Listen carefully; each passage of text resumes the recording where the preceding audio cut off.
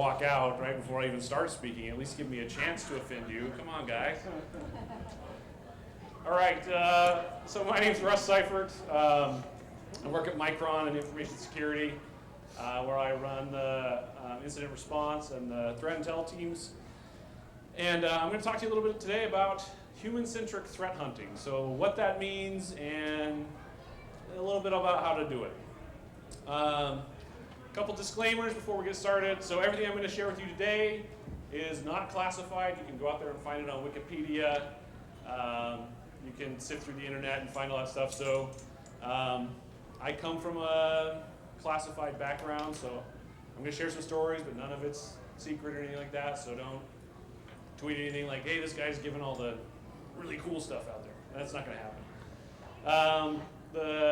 This talk originated from more of a discussion type panel with the IT ISAC. So I tailored that a little bit. It is mostly geared towards large enterprises that have intellectual property to protect. How many of you out there are working in kind of enterprise information security? Show of hands. Okay. How many of you are consulting to enterprises that? Okay, good. Students, can I see a show of hands of students? A couple, okay, right on. We're excited that you're getting into that career field. Information security, it takes a special kind of person, right? Let me tell you a little bit about myself. So, I come from a military background. I started off doing signals intelligence, so analysis of the way people would communicate with each other. From there, I got into the cyber realm, and then I don't know if this is a good thing or a bad thing, but the Army said, hey, you have a personality, maybe an excess of personality, we can do something with that. So then I got on the human side. So I've really done full spectrum operations for intelligence collection and analysis. I got injured, so the Army said, Russ, you're getting kind of old, time to go. And so they separated me for medical reasons. I got into the contracting world, and then ended up at Micron. And I've been there for about a year, one of the best companies that you could ever work for. And I'm not just saying that because my boss is in the audience, right? It's a great company. So I'm going to try and hook you guys with a story. And it's a story with a principle, so it's not just a funny anecdote.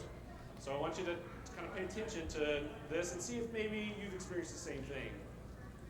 So I'm working for this guy, we'll call him John, and he and I are off doing our thing, and we're sitting in a car, and we're driving around, and he said, out of the blue, he's like, hey, did I ever tell you about this guy I worked with, Dave? These aren't their real names, obviously, right? And so I said, I don't think so. Now John, he was in the Army too, served in the Ranger Regiment, one of them, and Rangers are a little different. They're even more different than like regular Army soldiers are kind of different too. And so I said, no, I've never heard of this guy, Dave. So he says, okay, so check this out. And this is how all good Army stories start, right? Is, hey, check this out. And if they're really, really good, they start with, if I hadn't seen it, I wouldn't have believed it, right?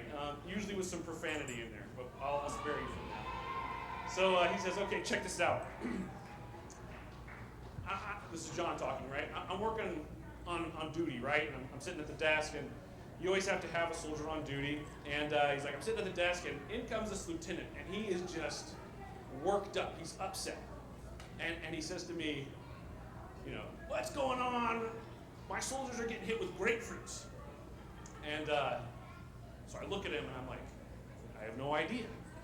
And let me check it out, sir. Go take 5. So lieutenant goes away. John gets up, and he heads upstairs. He's in the barracks, right? So this is where these soldiers stay.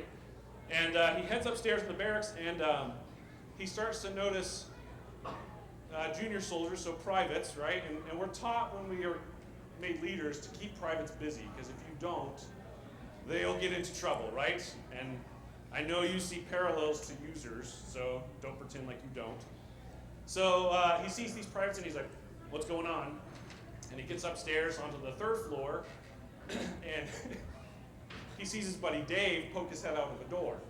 And they quickly get back, and so he's like, okay, what's going on? So he heads down to the end of the hall, and he goes into the room, and he sees Dave in there, and he's like, he sees a couple of other privates, and he says, Dave, dude, what's going on? And Dave's like, oh, I don't know what you're saying, nothing. And just then, a radio crackles, right? And there's a voice on this radio, and it says, hey man, what's going on? We're ready to send the next one. So my friend John's like, Dave, what is going on? And he's like, so Dave finally gives in and he says, check this out, it's the coolest thing ever. And so they've got one of these slingshots, right? And these two privates are standing next to a window that they've taken the screen out of, and they've got a box of grapefruits. And they're taking these grapefruits and they're putting them in the slingshot, and they're pulling this thing back, and they're just letting them go. Now, at the same time that this engineering company is forming up in a field adjacent to this barracks, right?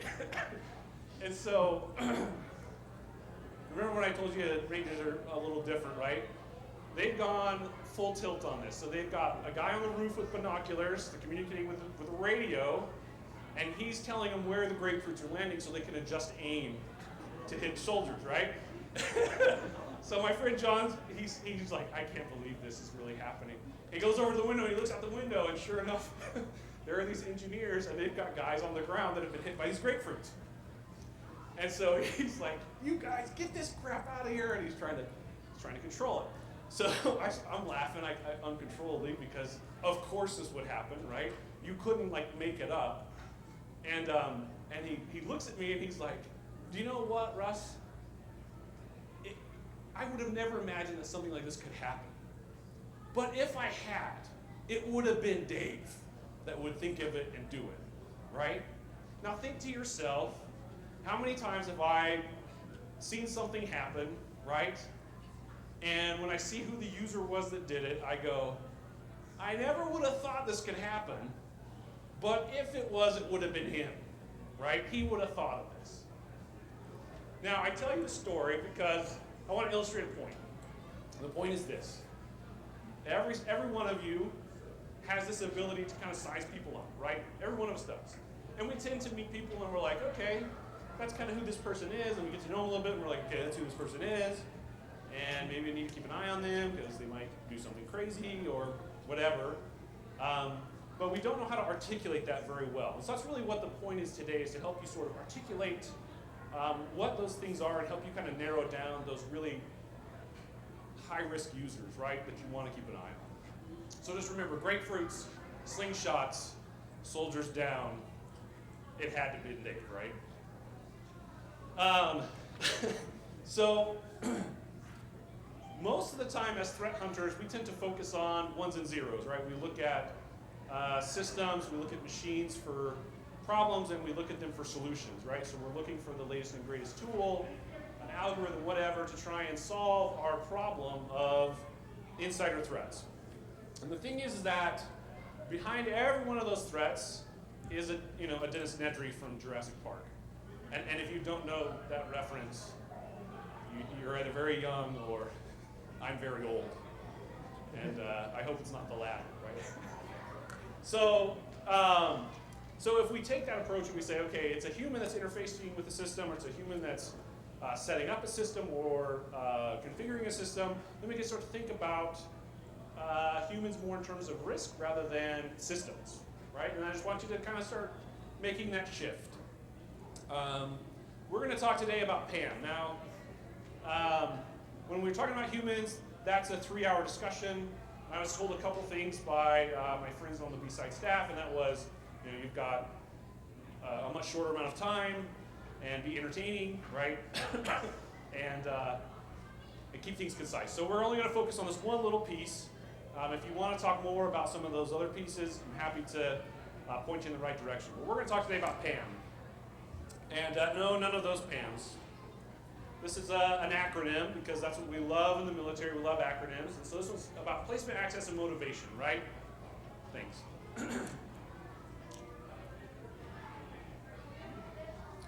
So when we are looking at users, individuals, as a potential risk, we want to evaluate these 3 things in order to effectively gauge what the risk is of that person, right? Whether that is just a careless user or an admin, or if it's actually someone trying to conduct industrial espionage or try to steal stuff, or if it's someone who's potentially going to sabotage the system. So when we talk about placements, we're talking about where people sit in an organizational hierarchy, right? So do they have the ability to make changes or to influence things because of their position, right? So that's something you're going to have to take into account. And then, or do they have influence that they can wield because of that placement? That's kind of what we're looking at. As far as access goes, this is kind of your typical, your sysadmins, right? They may not be very high up in the organizational chart, but they have a lot of access. And they can do a lot on a network or on a system. And so that's something that we have to take into account if we start evaluating them as a risk. The third thing, and probably the most interesting, is the motivation of the individual. We're kind of looking at all of the standard. So in the military, right, you get these briefs all the time about how to spot someone who's, an espionage agent, right, or who's been compromised and flipped and is giving information to the enemy, right? And they talk a lot about these things, right? Are they suddenly affluent? Are they spouting off, about their ideology all the time, very vocal about it? Do they have girlfriends all over the place, right? Or boyfriends, or whatever that looks like. And so those are the typical motivating factors that cause people to commit espionage, right? And it's those same motivating factors that can cause them to become a threat on the inside, right? It's the same thing across the board, even though they might be very different activities, right? So someone who, let's say, would steal secrets and sell them to a foreign country while serving, in a clear capacity for the United States government, or any government for that matter, something's going to trigger them in their life that's going to cause them to be sufficiently motivated to take that risk and to conduct that type of behavior activity. Conversely, what is the trigger for someone inside of our networks that would cause them to be willing to commit an act of sabotage, right? To take down a network or to put in malicious code or to enable some piece of malware. There's going to be something that happens. And so if we have a good baseline of who these people are and for the ones that are the higher risk, what makes them tick, then that's going to enable us then to more effectively prepare for a triggering event, right? And when that event happens, when they get triggered, we can then respond in a way that's appropriate in order to either protect our intellectual property or to protect our systems or to protect people, okay? Just making sense? Can I get a north-south or a Russ, you're way off base? Okay, right on, thank you. So finally, once we've identified these people, we have to decide what to do next, right? And this is going to be dependent on you, your organization, your teams, whatever the appetite is or what you decide that you want to do next. And that could be anything from simple monitoring to gathering evidence to turn over to law enforcement. That's a decision that you'll have to make with your respective leadership and in your organizations. And there isn't a one right answer for that. It's what is right for that situation or what is right for that individual.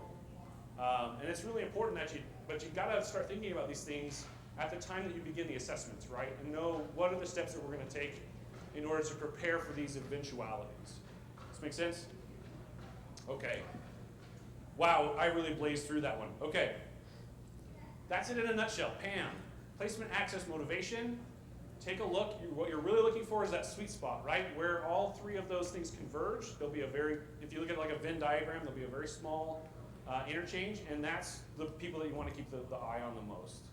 Okay, so we've got about 15 minutes. Let's open it up for questions. I love discussion and telling stories, so fire away. Yes, sir. Is similar analysis techniques we use to identify people in an organization who get risk for things like phishing or social engineering? So social engineering, so the question is, could we use similar techniques to identify individuals who are at risk to be susceptible to social engineering or sort of external phishing type attacks? And the answer is absolutely for social engineering, right? Because what really is social engineering? That's what spies do to convince people to spy, right? And so when we start talking about it from a criminality perspective, that's really people taking those same skills but applying them for a different outcome, right? So yes, you could do that. That might even lead to a discussion on, maybe we produce as an organization, we produce some training to help bolster up the defenses, maybe, right? So something along those lines, or we can maybe put a closer watch on those individuals because they are susceptible. You got to understand that criminals are thinking all the time about people, right? Systems might be vulnerable, but really they're looking at what's my gain? What do I get out of this, right? And so if I can compromise a person and that person can get me on to that network faster to get the data that I want, path of least resistance, right? Or I should think. So yes, great question. Yes, sir. What percentage would you say would be like information you get from finding the fault after it's there versus maybe turning someone that was a social engineer to helping you? Okay, so question is, I'm going to restate so I can make sure I got it right. So question is, how much of that do we get from? Oops, we missed this versus someone saying, bringing in someone who was like, I used to do this, Okay. and it always worked. Fantastic question. So question is, how much of this is from learned activity, right? So pattern analysis, and then we figure it out, versus hiring someone to come in who actually has done it. Is that right? Correct. That's a great question, and the answer is 50-50. Take your pick. There are a lot of people who have talked about this kind of stuff, maybe not applying it to the cyber domain, mostly looking at it in terms of like a physical security issue. However, the principles are the same, really, right? So all I'm doing here is extracting these principles that human handlers would use and saying, how can we then take these same principles and apply them over here in the cyber domain, right? So do they carry over? I think we can all agree, if I can see some nods, right, that they do, because users are they're people too, and they make the same decisions for the same motivations. It will really help if you bring in people who have done it before and can say, okay, I'll give you a quick example from my life, right, where we were looking at an individual that we wanted to use to obtain some very specific type of data. We, of course, looked him up online, and every picture we saw, this guy kept stepping out to the front. And he would always be in front of everyone, right? Even in big, huge groups, he would do something to draw attention to himself. We got some ego here. So if I were to approach this person, my approach might be, you're obviously an expert in your field. Can you help us figure this out? Because you're an expert. We recognize sort of the superiority of your intellect, it's those kinds of things. And we laugh, but it works all the time. So I would say, if you can find someone, if you're in an enterprise and you're looking to start hardening your users, it would probably behoove you to find someone that's done that before. Just saying. Maybe it's a good idea. Next question. That's a good one.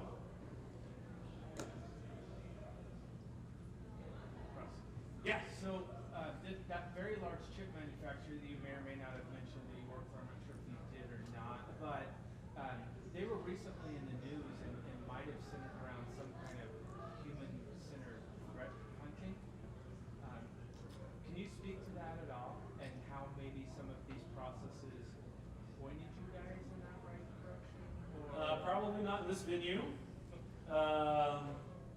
It was on the news. That's the only reason I asked. Right. No, it was in the news, but those are ongoing cases that it would probably be best if I didn't discuss in this forum. But yeah, I'm always going to kind of come back to your users, regardless of what the problem is. People are going to be at the center of those kinds of issues, right? Because people are the ones that make decisions. People are the ones that click on a link from a fish, right? People are the ones that will sit down in a bar and start complaining about work to someone they don't even know, or my favorite's on a plane, right? They sit down on a plane and you ask a seemingly benign question and they will tell you their whole life story, all about their work, everyone that they have an issue with, how these bad decisions are screwing everything up. They'll do it. All you gotta do is listen. It's really like the easiest thing in the world. So yeah, and that's why I tend to look at it from that perspective, right? Is people will go there if you let them. Almost every time. Unless they've been trained, right? Okay, but good question, I appreciate it. Next question. I think I saw a hand over here. No? Yeah, shoot. Because of that situation, are you guys monitoring people differently? Can you talk about that? It's probably not something I'm going to talk about in this forum. Especially not with my boss right there. Well, I'm curious because you guys are worldwide. I mean, We are. How does like the different cultures and everything So play into how you are watching? at Micron, we take intellectual property and the security of that intellectual property very seriously, and we take steps to safeguard it. And we've been very fortunate to have a lot of support from very senior leadership there that are very cognizant and aware of the risk that is posed to that intellectual property. So, we're always looking for the very best talent. We're always looking for the very best solutions, technical solutions, and we're always open to new ideas. So, that's really, does that answer your question? Well, and I guess I'm also curious, do you guys have different threat hunters in each country to kind of know like the different, So as far as specific tools, solutions, manning, I'm not going to comment on any of those types of things.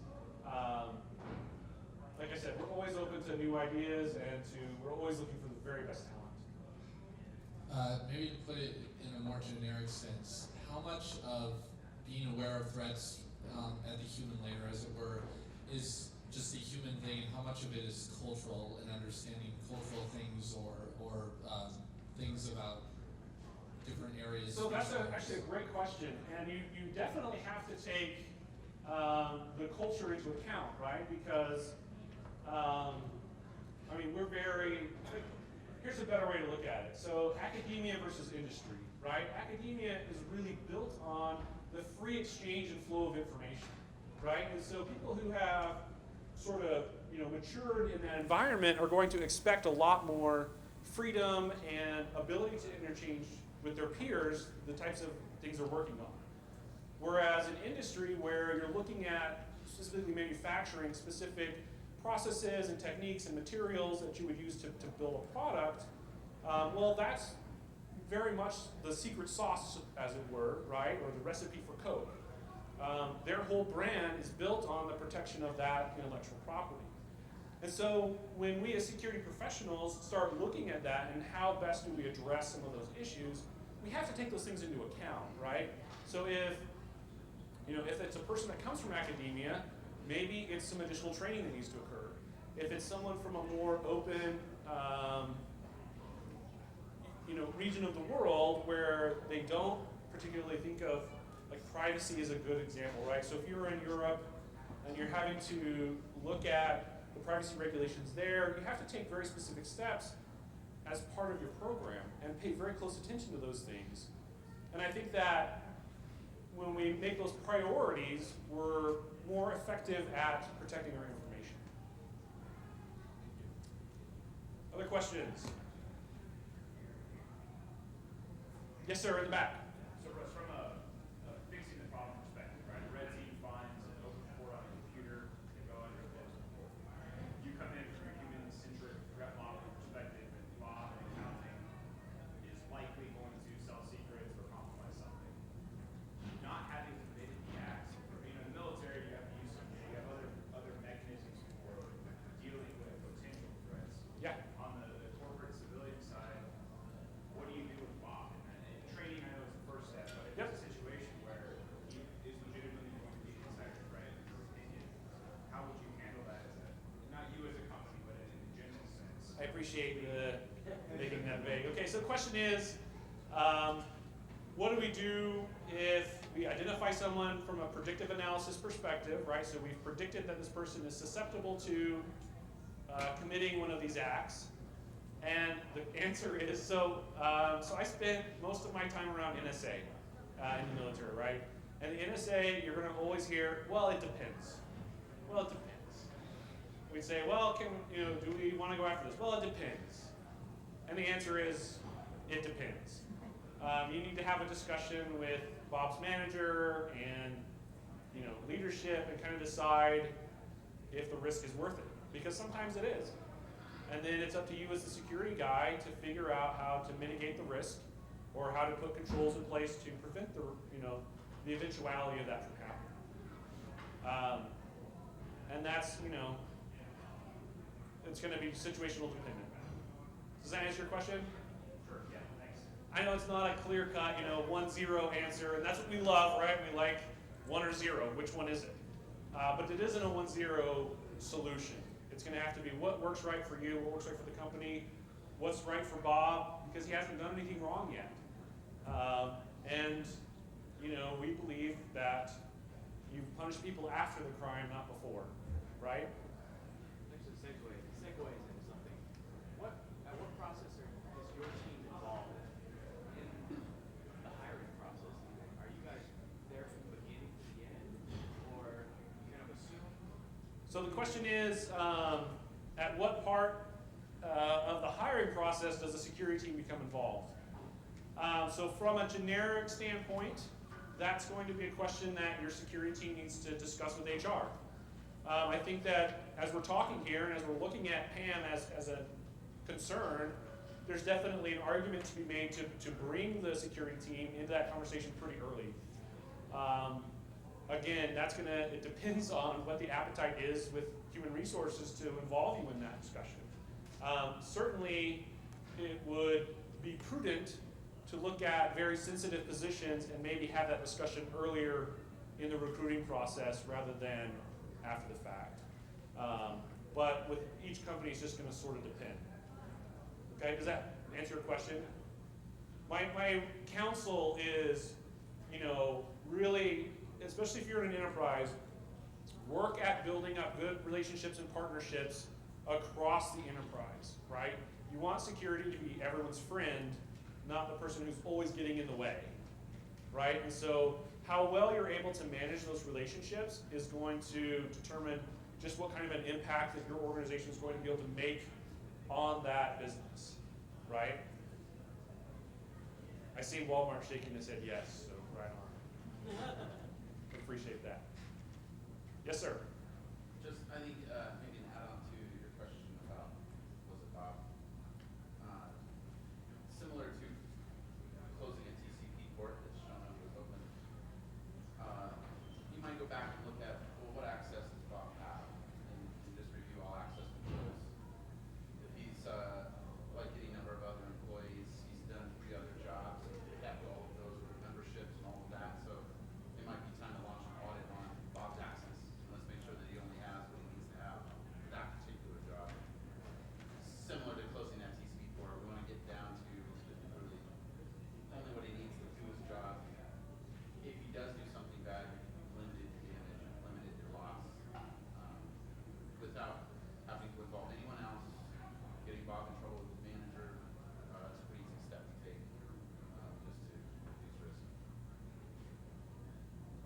Thanks.